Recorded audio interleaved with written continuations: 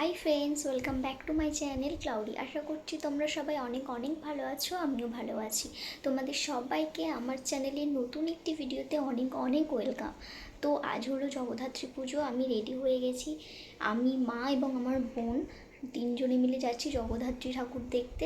চলো তোমাদের সাথেও শেয়ার করব, তো দেখতে থাকো।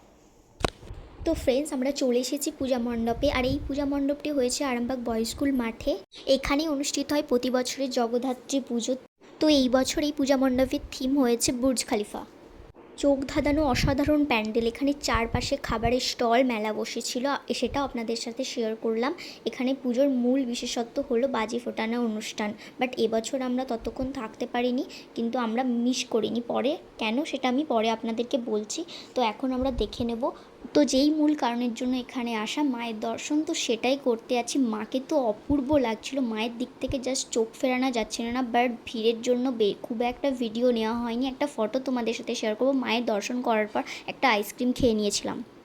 তো আপনাদেরকে বললাম আমরা ওখানে থেকে দাঁড়িয়ে থেকে বাজি ফাটানো দেখতে পারিনি, একটা কারণের জন্য আমাদেরকে বাড়ি চলে আসতে হয়েছিল। বাট আমরা এটা মিস করিনি, বাড়ির ছাদ থেকে এসে এই অনুষ্ঠানটি দেখেছিলাম। আপনাদের সাথেও কিছু ক্লিপ নিয়ে রেখেছি আপনাদের সাথে শেয়ার করার জন্য। তো আপনারাও দেখুন, কেমন লাগলো জানাবেন অবশ্যই আমাকে।